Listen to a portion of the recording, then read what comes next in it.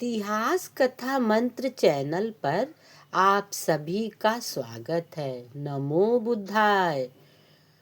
आज मैं डॉक्टर भीमराव अंबेडकर, जो भारत के सामाजिक बदलाव और दलितों के मसीहा और संविधान निर्माण में उनकी प्रमुख भूमिका रही है, उनकी पत्नी रमाबाई की कहानी सुनाने जा रही हूँ।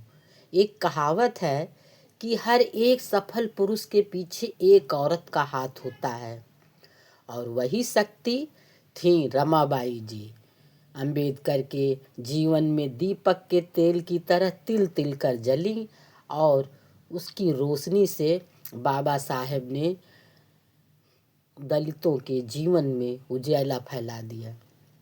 रमाबाई त्याग और समर्पण की मूर्ति थी। डॉक्टर अंबेडकर से किसी भी प्रकार से कम नहीं है उनका त्याग दलित समाज के उत्थान के लिए। तो चलिए कहानी सुनते हैं। कहानी अच्छी लगे तो लाइक एवं सब्सक्राइब करिएगा। एक देवी रमाबाई जो महापुरुष बना दी अंबेडकर को।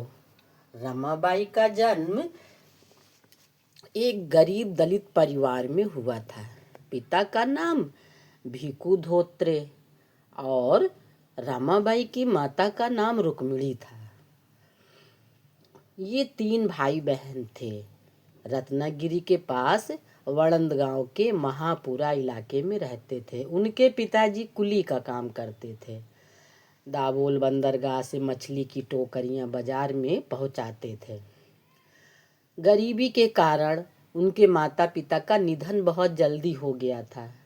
रमाबाई की 2 बहनें और भी थी, तीसरी वे स्वयं थीं। बड़ी बहन गौरा और दूसरी छोटी बहन मीरा और तीसरी स्वयं और उनके भाई शंकर। माता पिता की मृत्यु के बाद रमाबाई और पूरा परिवार मुंबई के भायखला में आकर रहने लगा, चाचा चाची और मामा मामी के साथ में। शादी से पहले रमाबाई बिल्कुल अनपढ़ थी। शादी के बाद बाबा साहब ने पढ़ना लिखना सिखाया था, जिससे हस्ताक्षर वगैरह करने लगी थी। रमाबाई का विवाह बाबा से 4 अप्रैल 1906 को मुंबई के बैकुला स्थित सब्जी मंडी में एक अत्यंत साधारण समारोह में हुआ था। डॉक्टर अंबेडकर की तरह ही रमाबाई का सटीक जन्म वर्ष दर्ज नहीं है। पुराने अभिलेखों में जन्म तिथियों में भिन्नता है। एक निश्चित अनुमान है कि जब रमाबाई 9 वर्ष की थीं और अंबेडकर 15 वर्ष के थे, तब विवाह हुआ था। डॉक्टर भीमराव अंबेडकर रमाबाई जी को रामू कहकर बुलाते थे और रमाबाई जी उनको साहब कहती थी। रमाबाई को मायके के लोग रामी कहते थे। बाद में अंबेडकर के अनुयायी उन्हें माता रमाबाई कहने लगे। रमाबाई अपने माता पिता की सबसे छोटी बेटी थी, परंतु गरीबी के कारण जिम्मेदारी बहुत सीख गई थी। कम खर्च में घर चलाना। 1908 में बाबा साहब मैट्रिक की परीक्षा उत्तीर्ण होने के बाद विवाह हुआ था। तब एलिफिस्टन हाई स्कूल के छात्र थे। इसी दौरान ही शादी के जीवन की शुरुआत शादी के कुछ वर्षों बाद शुरू हुई थी। रमाबाई पूरे परिवार के पालन पोषण में अपने ससुर की सेवा करना पूरे परिवार को महत्व देती थी। अंबेडकर के 1924 तक 5 संतानें हुईं। 1912 में सबसे बड़े पुत्र यशवंत का जन्म हुआ 12 दिसंबर को। उस समय भीमराव अंबेडकर परिवार के साथ मुंबई के पायवाड़ी पटेल BIT चाल में रहते थे।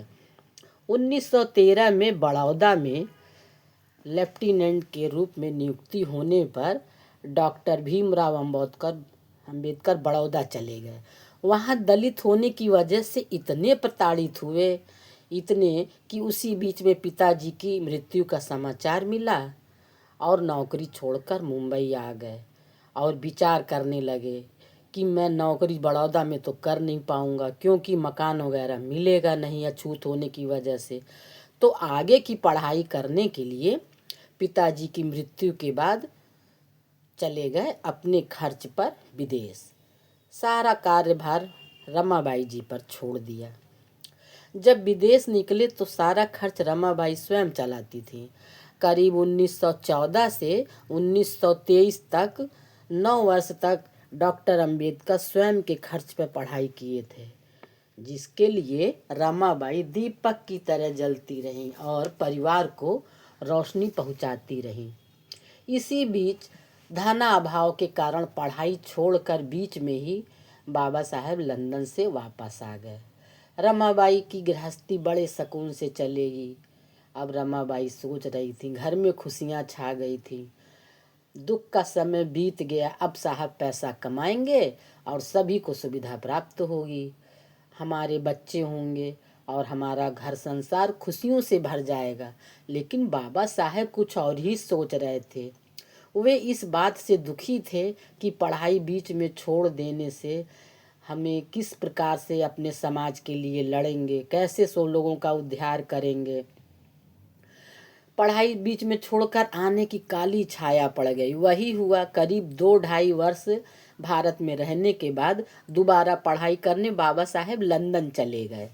1920 में रमाबाई के साथ रहते हुए भी कितना साथ रहे, इसका अंदाजा तो बाबा साहेब की सामाजिक और राजनीतिक सक्रियता से लगाया जा सकता है। डॉक्टर अंबेडकर जब दोबारा पढ़ाई करने विदेश गए, उस समय अत्यंत कठिनाईपूर्ण था। शुरू का जीवन लंबी आर्थिक तंगी का था और आर्थिक हालात इतने खराब थे कि रमाबाई जी मजदूरी करने के बाद दूर जाकर गोबर बीन कर लाती कि कोई देखे ना, और उस गोबर की कंडी बनाती, फिर उसे बेचने जाती थी। आसपास की स्त्रियां टोकती, बैरिस्टर की पत्नी होते हुए वह भी सिर पर गोबर ढोती है। इस पर रमाबाई जी जवाब दे देती, कहती, अपने घर का काम करने में क्या लज्जा की बात है। पति और परिवार की सेवा करना वो अपना धर्म समझती थी। चाहे जो भी विपदा आई, किसी से सहायता लेना मंजूर नहीं था। ऐसे कई मौके आए जब परिचितों ने मदद देने की कोशिश भी की, किंतु रमाबाई ने इनकार कर दिया। रमाबाई संतोष, सहयोग और सहनशीलता की देवी थी। डॉक्टर भीमराव अंबेडकर जब प्रायः घर से बाहर जाते थे तो कुछ रुपए कमाते रमाबाई को पकड़ा देते, और जब आवश्यकता होती थी तो उतना ही मांग लेते थे। रमाबाई जी बहुत संभाल कर घर खर्च कम पैसे में चलाती थी और कुछ रुपए बचाकर जमा करती थी, क्योंकि जानती थी कि उच्च शिक्षा के लिए रुपयों की आवश्यकता होती है। बाबा साहेब की पक्की नौकरी नहीं होने से काफ़ी मुश्किलों का सामना पूरे परिवार को करना पड़ता था। रमाबाई का जीवन बहुत ही कांटों भरा था। धनाभाव के कारण 4 बच्चों की मृत्यु बाल्यावस्था में ही हो गई थी। परिवार के बच्चों का पेट ही नहीं पूरा भर पाता था तो दवा इलाज के पैसे कहाँ से आते। बाबा साहब का केवल बड़ा पुत्र ही जीवित रहा। डॉक्टर अंबेडकर भी नौकरी के लिए, जीवोपार्जन के लिए काम की तलाश में मारे मारे फिरते। अधिकतर अछूत होने की वजह से नौकरी नहीं मिलती, किंतु बाबा साहब को पत्नी के रूप में एक बहुत ही नेक और आज्ञाकारी जीवन साथी मिली थी। डॉक्टर अंबेडकर जब अमेरिका गए तो रमाबाई गर्भवती थी। उसी समय कुछ दिन बाद एक पुत्र रमेश को जन्म दिया, परंतु वह बाल्यावस्था में ही चल बसा। बाबा साहब के लौटने के बाद एक और पुत्र का जन्म हुआ, परंतु धनाभाव के कारण 2.5 साल में ही उसकी भी मृत्यु हो गई। उस पुत्र का नाम गंगाधर था। एक मित्र को बाबा साहब ने बताया था, ठीक से इलाज न होने के कारण गंगाधर की मृत्यु हो गई थी। मृत बालक को ढकने के लिए गली के लोगों ने नया कपड़ा लाने को कहा, मगर बाबा साहब के पास कफन लाने को भी रुपए नहीं थे। तब रमाबाई ने अपनी साड़ी से कपड़ा फाड़ कर दिया था।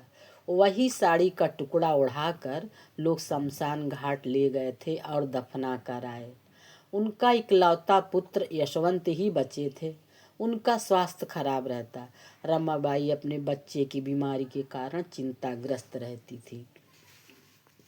इसी बीच एक आसान भरी हुई जिंदगी रमाबाई को लगी। छोटे बच्चे ने जन्म लिया और उसका नाम प्यार से रखा गया राज रत्न, मतलब ये राज करेगा।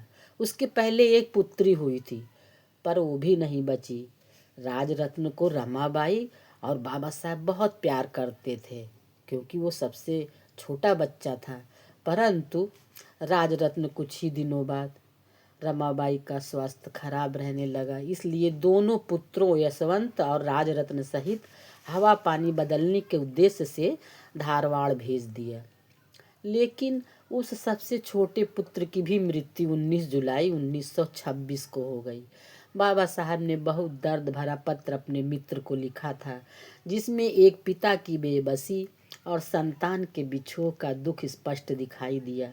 बाबा साहब लिखते हैं, हमने 4 सुंदर रूपवान शुभ बच्चे दफन कर दिए हैं।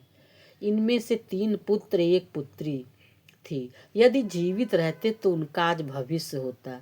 उनकी मृत्यु का विचार करके मेरा हृदय बैठ जाता है।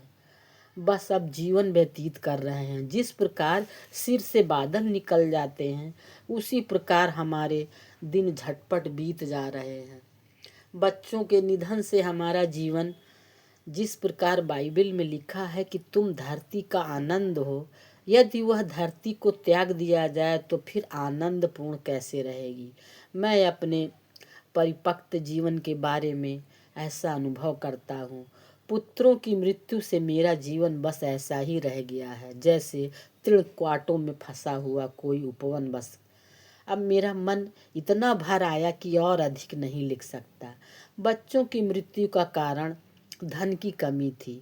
जीवन के शुरुआती वर्षों में रमाबाई को आधा पेट खाकर पूरे दिन परिश्रम करना रहता था।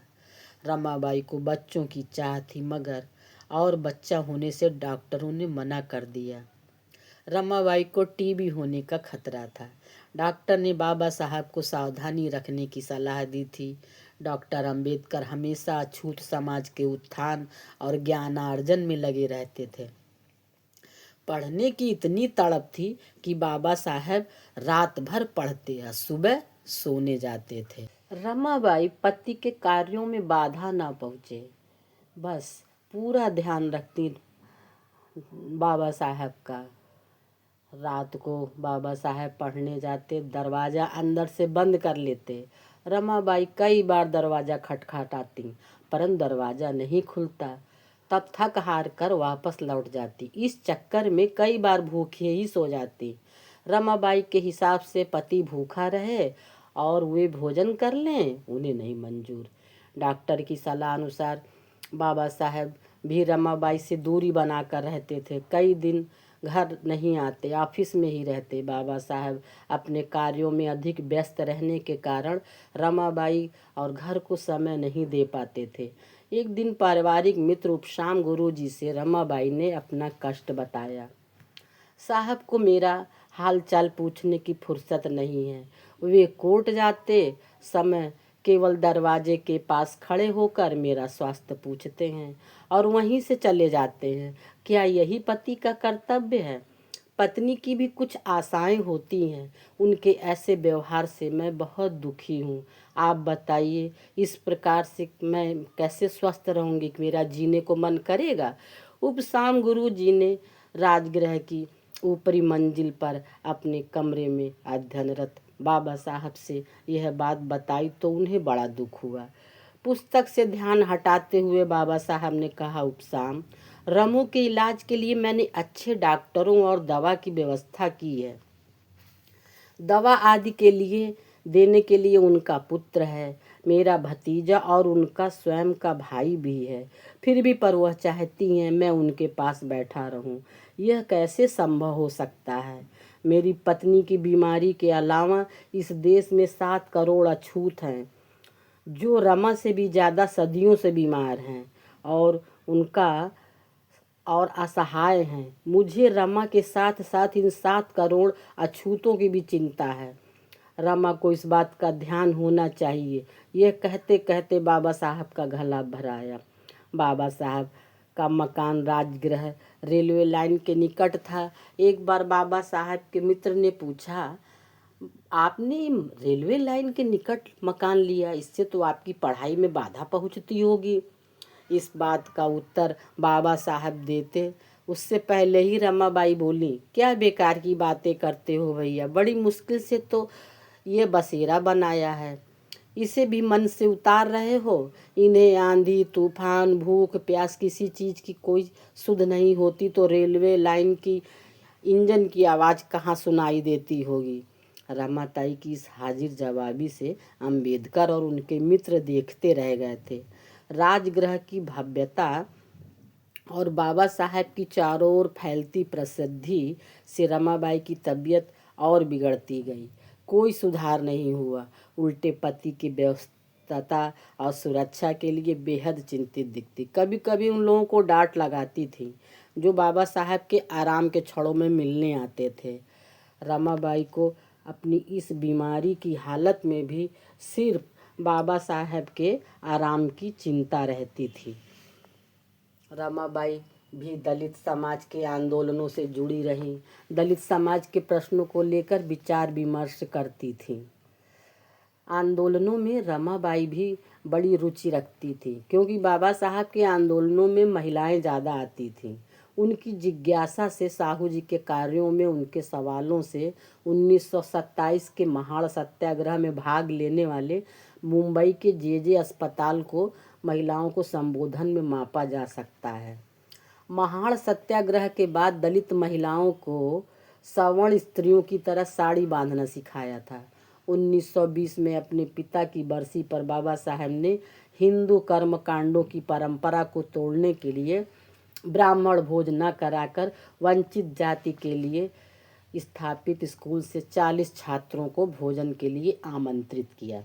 रमाबाई ने इस परंपरा पर मिठाइयाँ परोसने की योजना बनाई थी, लेकिन बाबा साहब ने तर्क दिया कि छात्रावास के बच्चों को मांस मछली नहीं मिलती है, उनको वही भोजन कराना चाहिए।